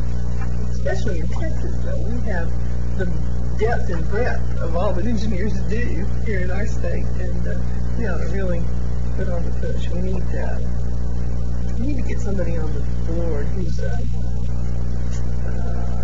producer type, a tech, a TV type, so we can start pushing this stuff out. Okay, any more questions? I know. All right. Heard the recommendation. Do I have a motion? So moved by Elaine, seconded by Brenda. All in favor? Aye. Motion passes. And I think with the emphasis of getting the information out. Yeah. Okay. Item 4L is consideration of adopting the staff recommendation regarding the guidelines for instructional program in workforce education.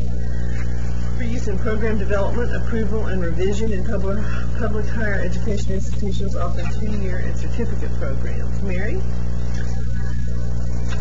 The Guidelines for Instructional Programs in Workforce Education is the agency's policy manual for implementing workforce education programs at 2-year institutions that offer associate's degrees and certificates.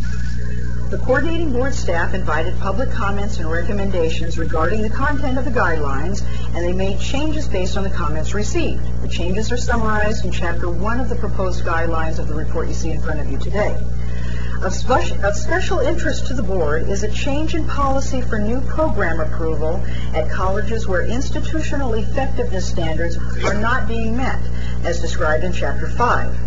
If a college that is applying for a new workforce program doesn't meet either the completer or placement standards in more than 30% of their existing programs, board staff will refer the new program to the board for their review.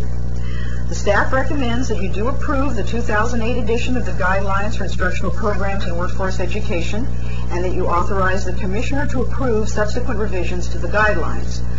Dwayne Hiller, Program Director, is available to answer any questions you have about the report. Hi, Good afternoon. Good afternoon.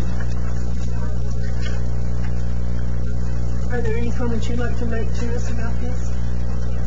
I could maybe just give a brief history of the last time the guidelines came before the coordinating board was in 1999 January meeting, and we've only made slight changes since then. When I was looking into history, I noticed that in 2001 a similar recommendation was made for the academic course guide manual that the board delegate approval to the commissioner for that, and I couldn't find any recommendation like that for these guidelines, so that's why that's part of the recommendation today. If that recommendation is approved, then whatever changes the staff makes will go to the commissioner and for his approval, and then a report will be made to the board whenever a summary of the changes will be made at each meeting. So that'll facilitate your continuing to work on them. That's right. Sounds good. All right. Any other questions or comments? Do I have a motion? I will. Moved by Elaine, seconded by Brenda. All in favor? Aye. Motion passes. Madam Chair, if I could just interrupt for one moment. I wanted to acknowledge the individuals who worked on all these reports, if I might take just a minute to share. These reports were truly a team effort.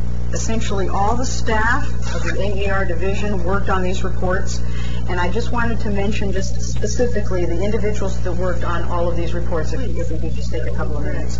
The medical education study, of course, we all saw Dr. Stacy Silverman, but also involved in the production of this report were Dr. Kevin Lemoyne, Chris Fowler, Alan Mickey, Camille Pridgeon, George Hottie. I may know most of you, but yeah, if you could stand up.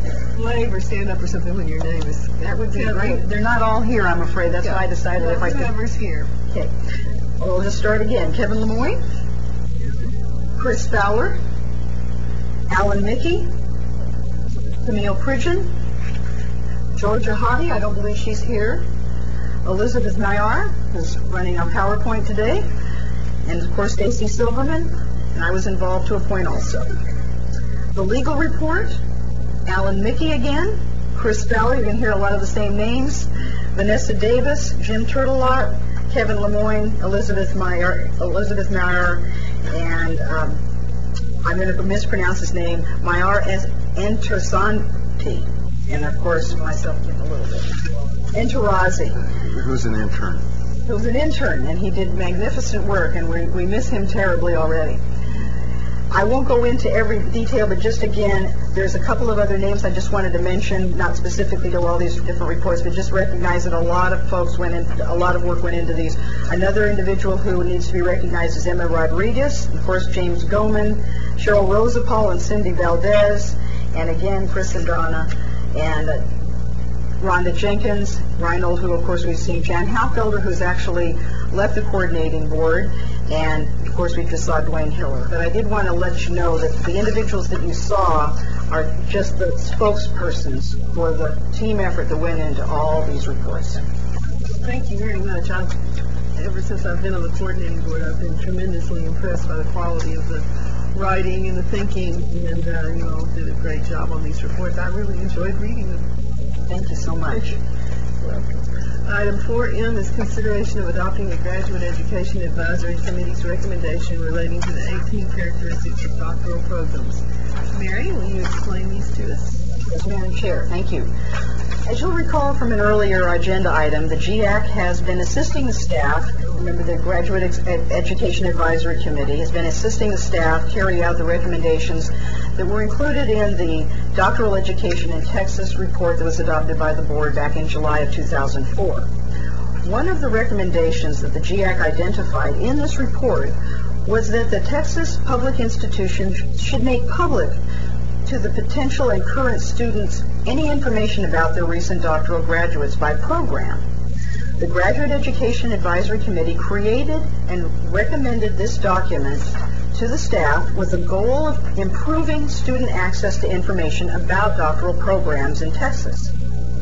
The GAC also recommended that guidelines will help the institutions themselves facilitate their own self-study for the institution itself. They also provided recommendations regarding a publication of these 18 characteristics of the doctoral education. The first is that these characteristics should be actually published on each institution's website, and the idea was that all the institutions that had doctoral programs publish the characteristics data by the fall of 2009. The staff recommends that you adopt the recommendations and authorize the staff to carry out the recommendations of the GIAC regarding the publicizing of information about doctoral programs at public institutions in Texas.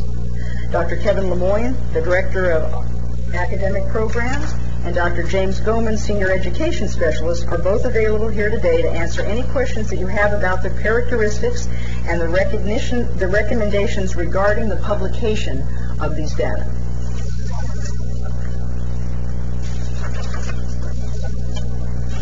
I don't know about the rest of y'all. These were very surprising to me. I thought there would be more like, can you get a job and stuff like that, which I asked when I first went to graduate school, and they said no, but I kept going anyway. There is an employment profile, and there's a distinction there, the definition there. But in Texas and outside Texas, that's right. That's employment profile. I see. Okay, got it.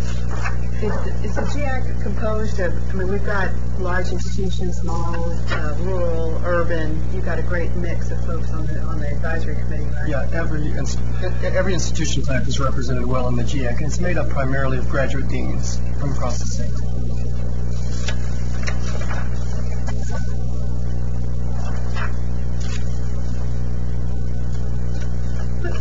Can you just tell us a little bit about the process? Was this fairly Sure. In fact, the GIAC took quite some time to identify these things that they would consider to be common characteristics across graduate programs, doctoral programs. And I think this information was communicated to you, presented to you back in March, and now we're asking that the board adopt them so that we can ensure that the institutions begin collecting that data. Some have already started doing this and publicize the information on their websites. We're also going to include in all of our other procedures related to new doctoral programs that institutions demonstrate the use of these 18 characteristics in the review and evaluation of the effectiveness and quality of their existing programs. Very good. So will this become part of that other thing that's not the accountability system? I forgot what you call that. Institutional effectiveness? Institutional effectiveness is related primarily to community college workforce education programs. Will it become part of the accountability system? No, since it'll be housed on the individual institution's websites. Okay, yeah.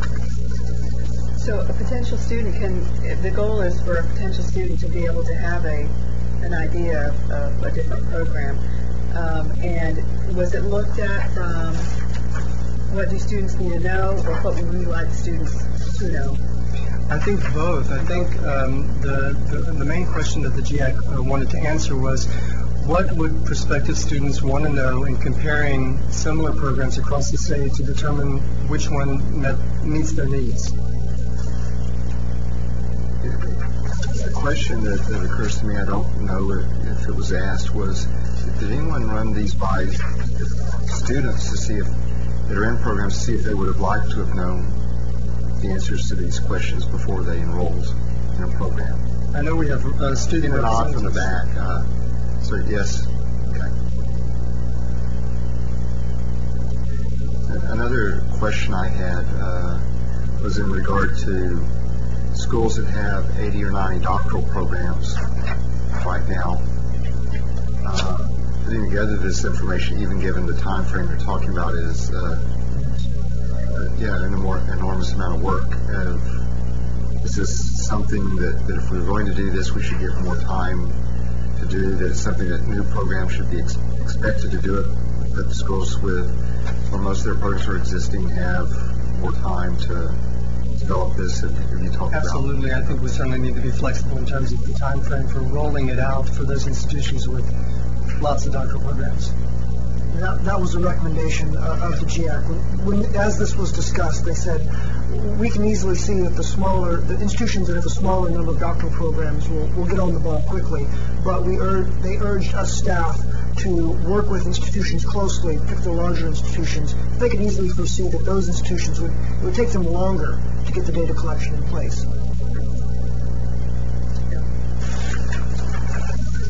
Did you need me to read the recommendation again? Please. Staff recommend that you adopt the recommendations and authorize staff to carry out the recommendations of the Graduate Education Advisory Committee regarding the publicizing of information about doctoral programs at public institutions in Texas. Make the motion. Motion made by Brenda, seconded by Elaine. All in favor? Aye. All opposed, motion carries.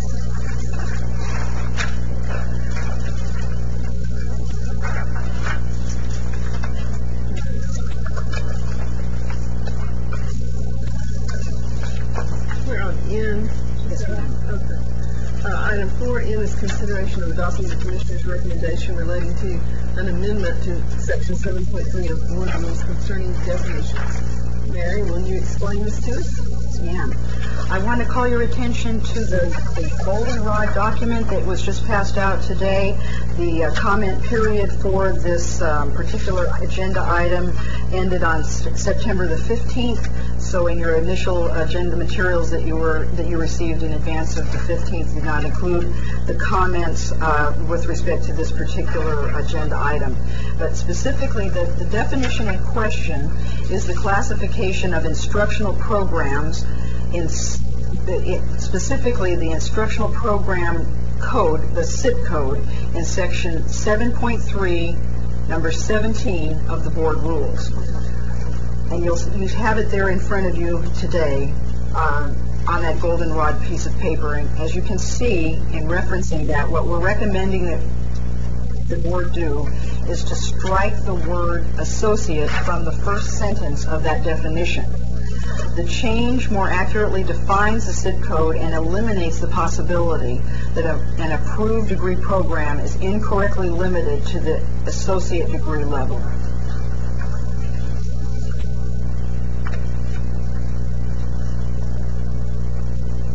That's actually all I have. I wanted to just call your attention to a couple. Honestly, we only received 2 comments. The first, they were both from the same institution. The Institution of Creation Research recommended deleting the word approved from that particular definition. However, that's not part of the public open comment period at this time. We don't necessarily think it's a change that the board needs to make.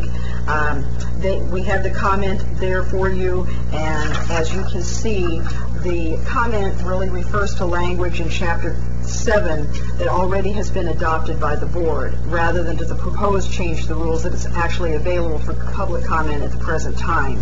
Nevertheless, the comment appears to suggest that the SIP code assigned to a degree program implies approval.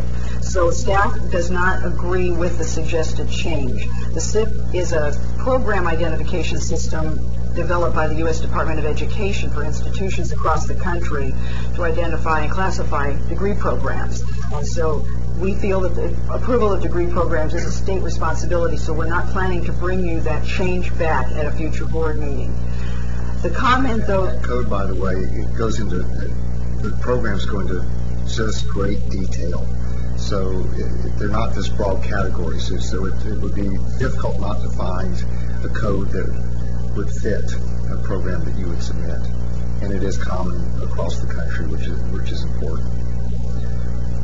And the main emphasis that we wanted to make is that the SIP classification system does not constitute approval. That's part of the process. Yes, ma'am. All right. The second comment, though, does have something to do specifically with associates, so I did want to call your attention to that comment. We just feel that the Institute for Creation Research has suggested that we replace the term associate with another term, like academic or post-secondary or a phrase higher education.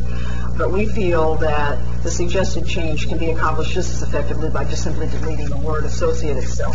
So we are at this point recommending that you approve, let me just read the specific recommendation for you, that we recommend approving the proposed rule change as published in the Texas Register without changes. I'll make that motion. I'll second it. Motion made by Brenda, seconded by Elaine. All in favor? Aye. Motion passes. Item 4.0 is consideration of adopting the staff recommendation relating to a division of responsibilities for obligations of the Texas Higher Education Coordinating Board and agency staff in relation to statutes, rules, and regulations under the jurisdiction of the Academic Excellence and Research Committee. And this is our VE thing, y'all have suffered through that. Mary, you can go ahead and explain it. As you know, the agency retained the law firm of Vincent & Elgins to review the coordinating board's rules and related statutes and help define the responsibilities of the board itself and those of the staff. The board staff agrees with most of the division of the responsibilities between the board and the staff as designated by this outside counsel. However, there are a few instances where staff does disagree with the division of responsibilities.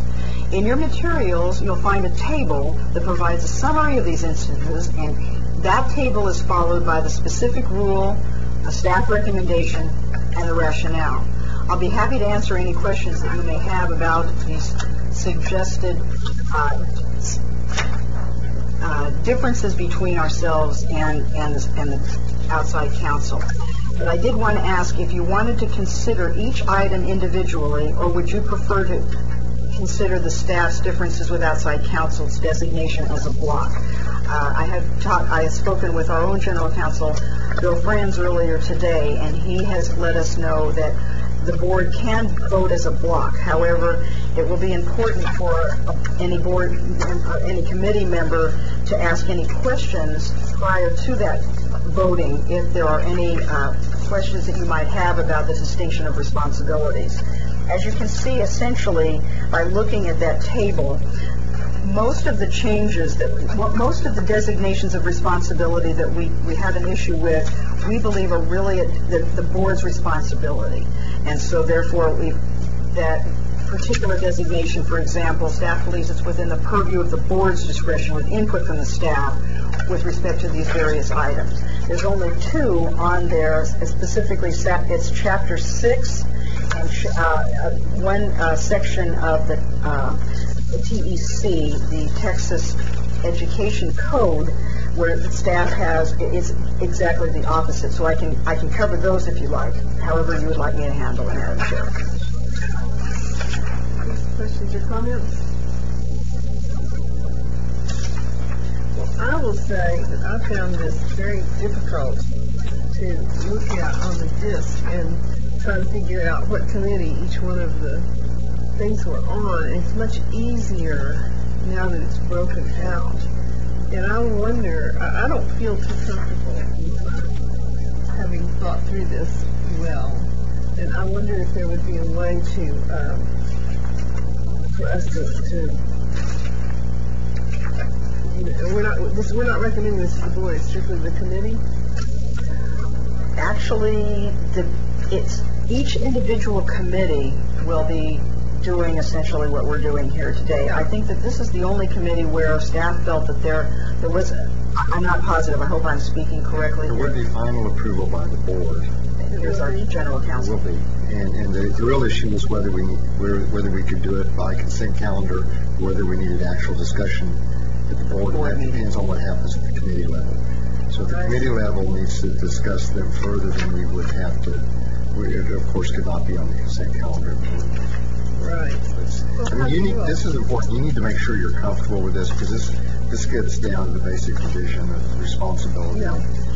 I think it's a great idea to take the start that we have, or maybe finish, whatever it is, and divide up the rules by committee. You've already done that, and let everybody have that when they come onto the board, so that they know which rules relate directly to their committee work. How do y'all feel about? Is there a problem with our having a little more time? No, not really. It's completely within your discretion as to when you wish to consider it. Are you scheduled for October 22nd as well? No. But we never know what meeting we're at anyway, since we all meet on the same day.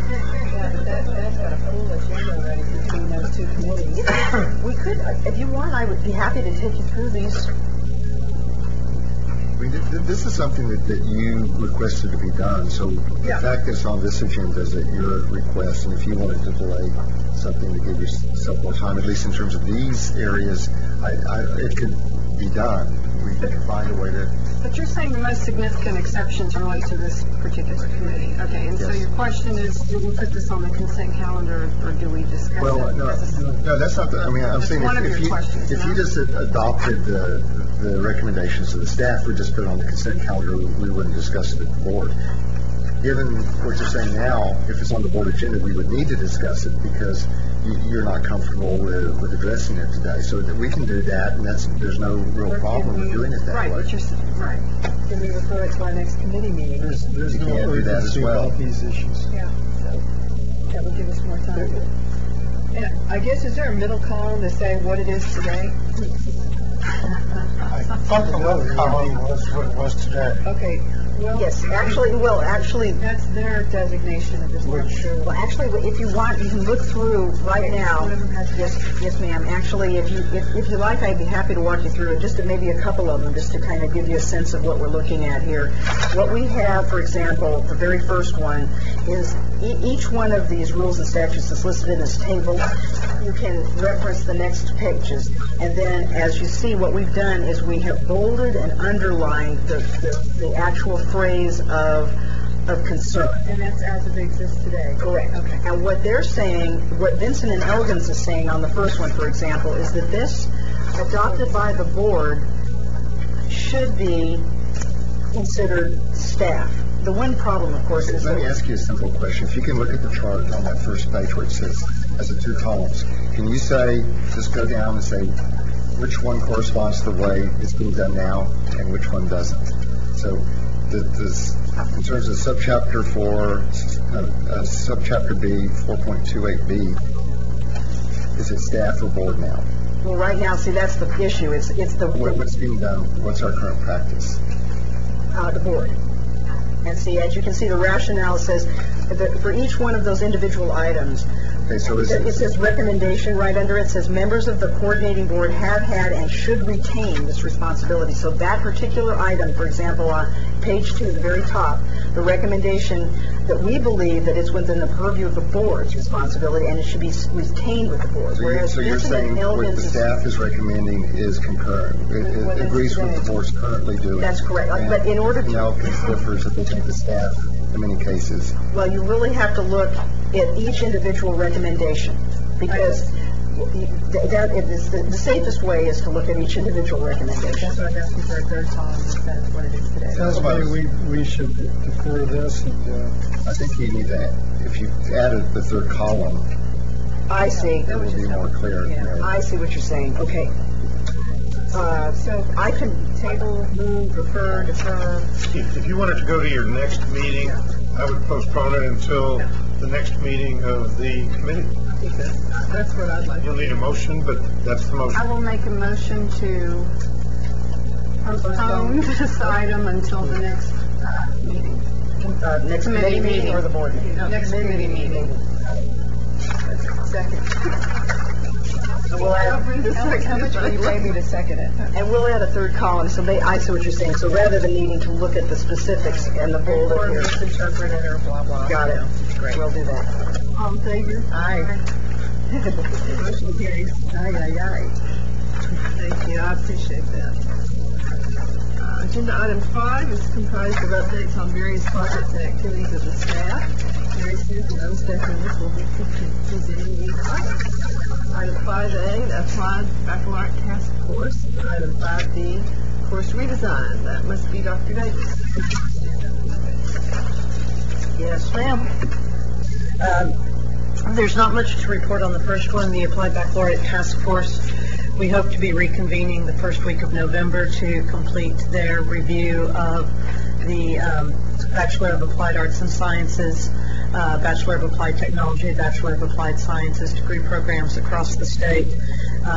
Dr. Hetzler and I have been in communication, working with each other, talking about how there is some overlap here between these academic programs and technical and career professional development, workforce development programs, and we will continue to do that. There are some things, though, with course redesign that we wanted to bring to your attention today. I'm not going to say much about the Phase 1 and 2 programs. Phase 3 programs, which we funded last year, have been submitting reports this year, this week actually, their annual reports. For some of them, they test piloted some of their redesign elements and courses in the spring. The data that we're getting is beginning to look very promising. One of the ones that we're most excited about, although we haven't finished analyzing the data yet, is Austin Community College's biology course redesign program. So we're very pleased with what we're seeing. Phase 4 projects will be conducting site visits this fall and next spring of the 3 Phase 4 projects. Those have finished. Those are also 2-year projects. They finished the first quarter of those 2 years. When we look at Phase 1 and 2, which are completed, 3 and 4, which are ongoing, we will have almost all of the general education core curriculum covered in terms of course redesign, which leads me to the next item, and that's the Learning Objects Repository. If you remember at the last board meeting, we received permission to enter into a memorandum of understanding with the UT system through the telecampus for the expansion of the Learning Objects Repository. University of North Texas's Center for Digital Knowledge, under directorship of Dr. William Moen, had been developing that. They did the R&D work on it and are finishing that R&D work up right now, but had no interest in expanding it statewide. The telecampus and the UT system is very interested. We were able to partner with them in part because they also want to create a medical learning objects repository. And so they are matching the amount of funds that we are providing, and we're able to leverage both institutions' monies so that we think that we're going to have something really extraordinary at the end of the 3 years. On October 10th, one of the issues that we've been dealing with the course redesign programs is institutions may be doing a very good job of redesigning courses, but how do we make sure that that information is disseminated across the state so that we have faculty across the state that are using it? We think that the Learning Objects Repository is going to be probably our key dissemination tool. We also know, though, from some of the projects, particularly the Phase 1 ones that are complete, that there has to be an element of professional development for faculty so that they know how to use materials, particularly if it's materials they have not created. And so we're going to be working with the University of North Texas. On October 10th, we're going to be hosting a workshop here for U.S. history faculty as well as curriculum and instruction specialists at institutions. Dr. Kelly McMichael, who developed the course redesign project for U.S. History 1 at North Texas, will be here with her team. We're going to walk, she's going to be walking faculty from across the state through how do you utilize these materials. They can either utilize the materials as an entire course, or they can pick and choose assignments and materials and apply it to their own courses. We're going to do the professional development, and then the way that faculty will be accessing that material is through a soft rollout of the beta test version of the Learning Objects Repository. So we will, by the end of October and the end of the fall semester, potentially have U.S. history faculty from across the state using the Learning Objects Repository, as well as in the spring using the course redesign materials that were developed in this Phase 1 project. We've funded several small grants to Phase 1 course redesign projects for them to chunk up their material for placement in the Learning Objects Repository. We anticipate that will be completed in the spring semester, so by the summer we will have information and course materials in developmental writing and Spanish that will also be available for faculty to use across the state. And then we will be also beginning to work with our Phase 3 course redesign grants that are currently ongoing and getting them information on how they can prepare their materials for placement in the repository. We anticipate that eventually we will have a digital learning objects repository which will be perhaps one of the largest in the nation. And this will be seated at least on the undergraduate level with course redesign materials initially, but we're also going to be placing a process in place so that other materials can be added through a peer review process that would parallel that of scholarly research. So we're very, very excited about this. This is a really neat thing and a very good thing in positioning the state as a leader. And we have organizations like the Southern Region Education Board that are extraordinarily interested in what we're doing. Exciting. Madam Chair, you're certainly welcome to attend the workshop on October 10th, because I know you personally have expressed quite a bit of interest in this. I'm really interested in it, but I might just let you report to me. Well, we're going to be webcasting it too. We make sure that we try to make sure that we webcast all of these, and we'll have it archived on our website, and hopefully we'll be able to find a way to archive it on some of the other institution websites so that we can have the greatest availability. Does this mean that along with this will develop or be part of it sort of the best practices place? It's actually eventually, yes. One of the things that's also ongoing that's a part of the HB1 programs that our division is working on is professional development modules that can be delivered to faculty via online technology. We have those being funded and developed right now in college mathematics, second language acquisition, critical thinking and reading comprehension, and then I think speaking to what you're interested in, we have an RFP right now, and applications are due October 10th in online and hybrid education.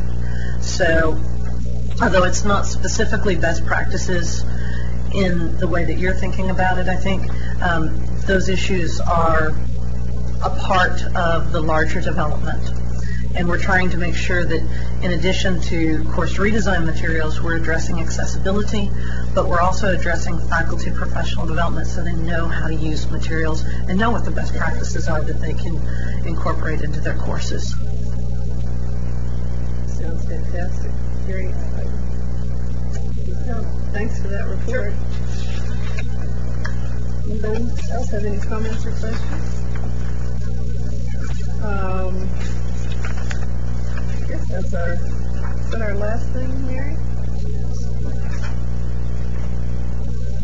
Oh yeah, the ongoing discussion is committee interest. Kevin, you're going to talk to us about other things we're interested in. I'm not sure if I'm interested in them, but I'm just going to give you a brief report on some other staff activities that have taken place in the last couple of months. Thank you. Just a quick report. Mary asked me to provide you with some update on several procedural changes that we believe will significantly streamline processes and facilitate our work with the institutions of higher education. First of all, we've just launched a new mini web portal for institutions to use to submit degree program proposals and other requests. Basically, it eliminates paper and enables the institutions to submit large electronic files to us that don't easily come through email. The second project is also an electronic submission system, but this one is focused on the annual progress reports for recently approved doctoral programs. One significant feature of this project is that it would allow us to capture all of the information into a database and quickly and efficiently run reports to determine the progress a new doctoral program has made over time. So, for example, we'll be able to track progress towards achieving the goal of recruiting underrepresented students into doctoral programs, which I know is of significant interest to this committee and the board. Lastly, I want to acknowledge the work of our staff in the division for working hard this summer to update and revise the policies and procedures manual that the universities and health-related institutions use to fulfill their statutory obligations with respect to degree program approval. The manual provides streamlined procedures, simpler, shorter forms, and clear and updated guidelines for the institutions. We'll be launching this revised manual in early October. Great. I know that all of you in this division have worked really, really hard the past few months, and appreciate how very well everything has gone. Thank you. And I wanted to say one more thing. You already met Dr. Alan Mickey, but we haven't formally introduced him to you. He joined our staff in June. He came to us as a former faculty member in English literature at Iowa State University, and we're absolutely delighted to have him with us. Welcome. Right after my own heart. 3 of us now. You caused some trouble.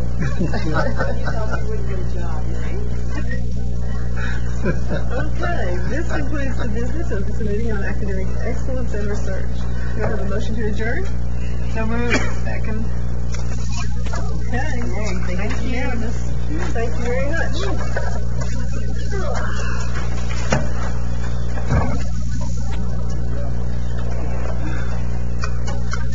Oh, you're fine to her now. All right, see you. Good job too, ladies. Thank you.